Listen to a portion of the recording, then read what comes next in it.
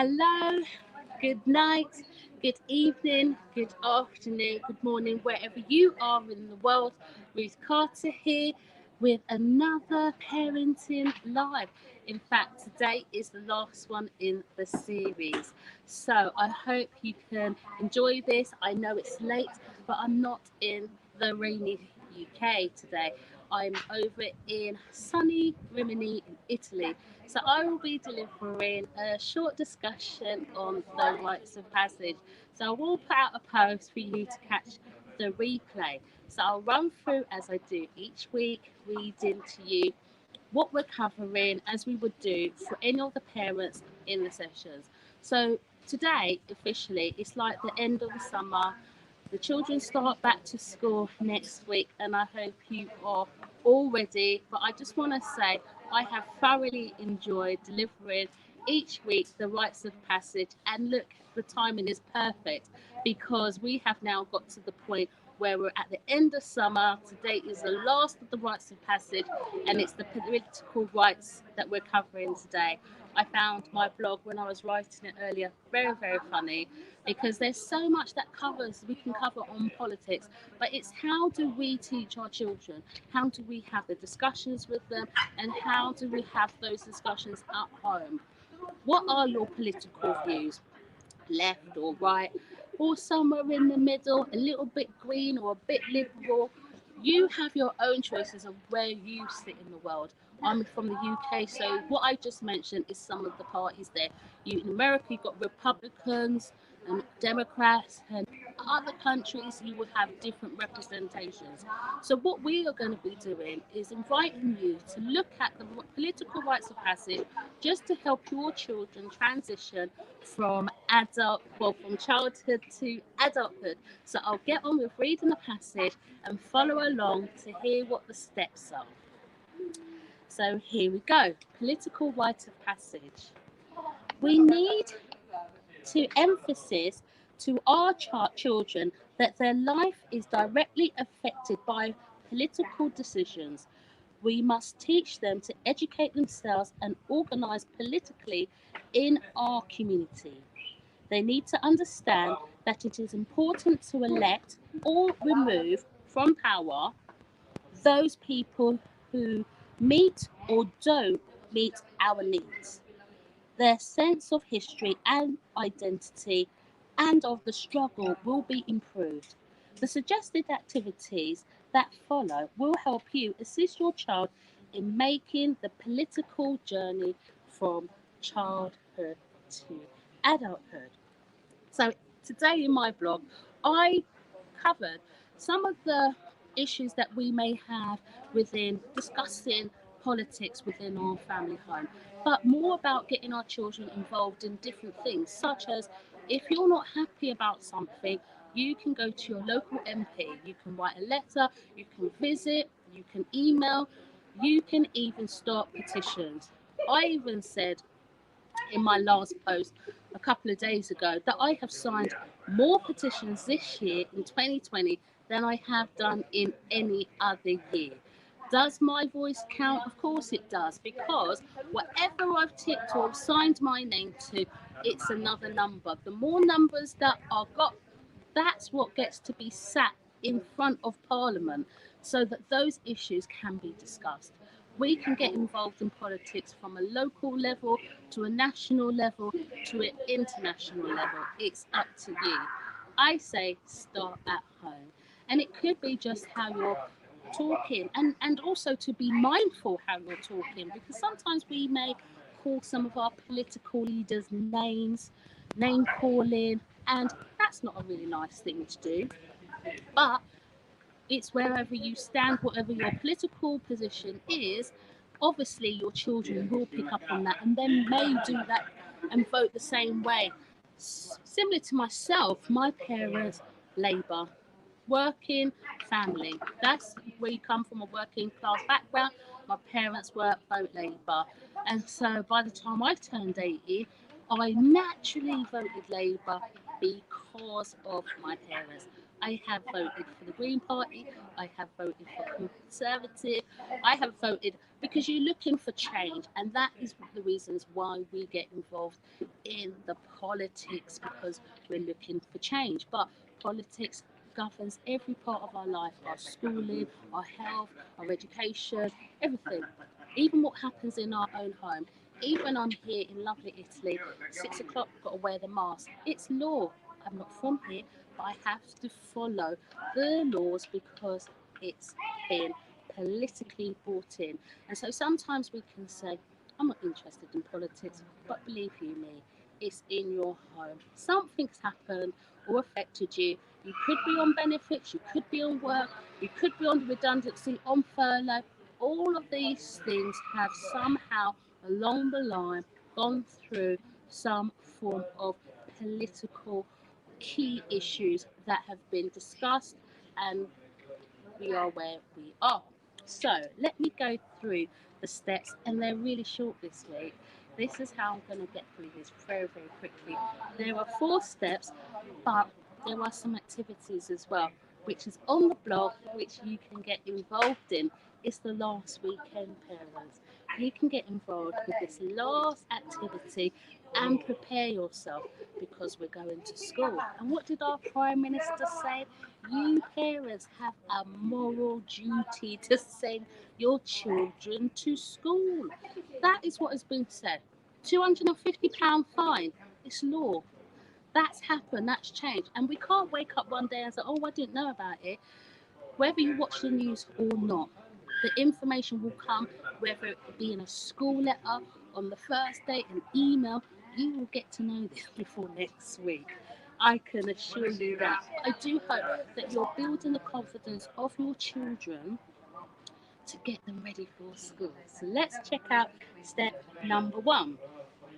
Step number 1 says help your child to learn to organise and conduct a meeting, develop agendas, appoint officers, develop a committee. So, my question to you is, what do you want to see changed in your area? Like, I live in a lovely town, I call it Luton. And in Luton, there are some drink-free zones. I don't know if in your area or wherever you are in the world, you have this issue where there are people who are drunk on the streets. Children are going to school. This is back before lockdown, 8 o'clock in the morning, getting the bus, but then you'll see in the town centre some people drinking. Well, now there is a no drinking zone, and that is down to the residents. The residents that have complained. I've heard parents who've complained about parks, seeing needles, empty drink bottles and cans, and they want to take their children to the park. Those parks have become drink free zones. So there's no alcohol, there's no one drinking or loitering, because they will get fined. But it's the residents of that particular area that got together, put a petition together, went to the local MP and got these things done. And I know some of you may be disappointed by our government and our leaders, whether it's local, national, or international. It's who has been voted in. And so, whatever they have given as new rules and guidelines, we must follow. That's just the way it is. And if we don't, then we face consequences. So, how can we help our children? We can help them by helping them to organise little meetings of things that they're not happy about. I've seen school children put a petition together against getting a teacher out because they weren't happy, but they stated very clearly as to their reasons so that a meeting could take place. And it's not just for, well, it is about changing the negatives on most accounts when it does come to making some changes within what we want to see done. It's definitely about what isn't happening and what you would like to happen. So you can get your children involved. If you don't have a park in your local area or it's very far away and there is a piece of green land, you can make some surveys, you can make some inquiries and find out what are the plans, who owns this. If this is the local council, why are they not utilising that space for the community? You can ask them for these things. Even there's a park up near where I live, and it's a massive piece of land, and it's just wasted. It's wasted, and you've got a part where you've got the dogs can walk, but even when I'm running, going up the park to run, I'm being chased down the dogs. What I want is I want a particular area for people to run, people to have a chill space without the dogs around. All it takes is speaking to people, and I've asked the neighbourhood, put a petition together, and it's all about sending it in and speaking to your MP. So you can get your children involved, especially if you want things for them to be better in your community. Number two, help your child to develop knowledge of the law making process, and that's both local and national. Recently, we've had a lot of laws changed under the COVID-19 regime, and I call it a regime because things have changed. Even coming here, there was forms that we had to fill, but they had been changed from the 7th of August. That's recently. So sometimes we may not know the information, so we may have to look on our local MPs, councils to find out what is going on and any changes, as well as national. I only know about this particular one I mentioned because I was travelling. Otherwise, I would have not known the changes.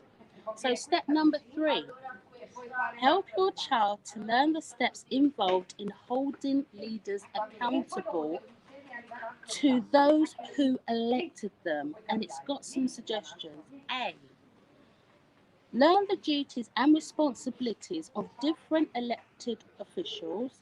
B, develop knowledge of current leaders and their views on key issues.